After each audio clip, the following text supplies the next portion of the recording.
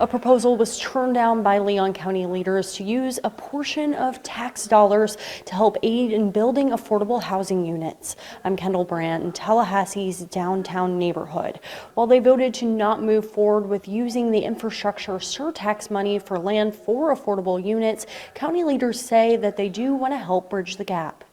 It's time for a change, and it's time for all of us to demand it. More than 150 Capital Area Justice Ministry members came to the Leon County Courthouse to ask leaders to consider setting aside $1.2 million for land leasing for developers building affordable housing. I pay my rent, but at what cost?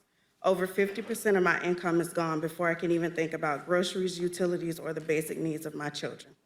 This isn't sustainable, not for me, not for my kids, and not for the thousands of families in our community facing the same impossible choices.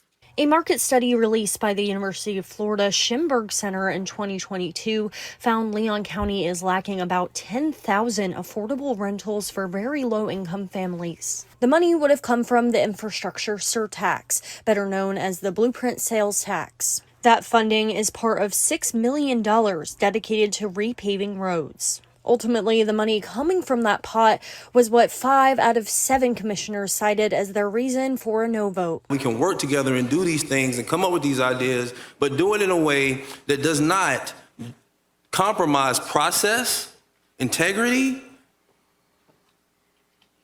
and the rest of the projects that we may have here at Leon County. County staff highlighted the more than $5 million in direct funding for affordable units and have secured $125 million through bond financing. But Commissioner David O'Keefe says the group's ask is an easy give. And no one is suggesting that we don't need to repave roads. What we're suggesting is a portion to put a program that could double the number of new units for low and very low income families. Commissioner Nick Maddox says he doesn't want to give up funding for one project to pay for another.